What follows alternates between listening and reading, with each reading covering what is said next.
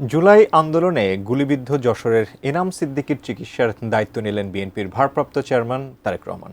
দুপুরে দলটির vice chairman অধ্যাপক নার্গিস বেগম ও সাংগঠনিক সম্পাদক অনিন্দ ইসলাম অমিতের নেতৃত্বে নেতাকর্মীরা আহত এনামের সদর উপজেলার এনায়েতপুর গ্রামের বাড়িতে যান।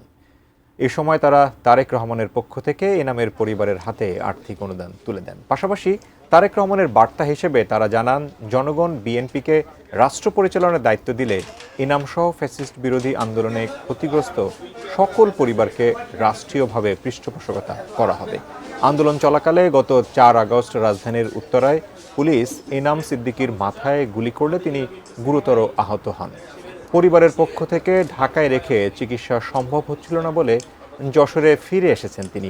তার চিকিৎসা এখনও শেষ হয়নি এবং তিনি কখনো কর্মক্ষম হতে পারবেন না বলে জানিয়েছেন চিকিৎসকরা। মাথার তো এখনো ব্লাড জমে আছে আর কি, সাথে হেমোডিমাও যেটা বাঁকা আর কি হয়ে আছে। ডক্টর তো পার্মানেন্টলি ডিজেবলই করছে যে কখনোই কাজ করতে পারবো না। আমাদের নেতা তারেক রহমানের যে কথা সেটি হচ্ছে, দীর্ঘ ফ্যাসিবাদ বিরোধী আন্দোলনে যারাই আত্মত্যাগ করেছে, যারাই বিভিন্নভাবে পঙ্গুত্ব বরণ করেছে শারীরিকভাবে, এই সমস্ত পরিবারের দায়িত্ব, পুনর্বাসনের দায়িত্ব রাষ্ট্র গ্রহণ করবে।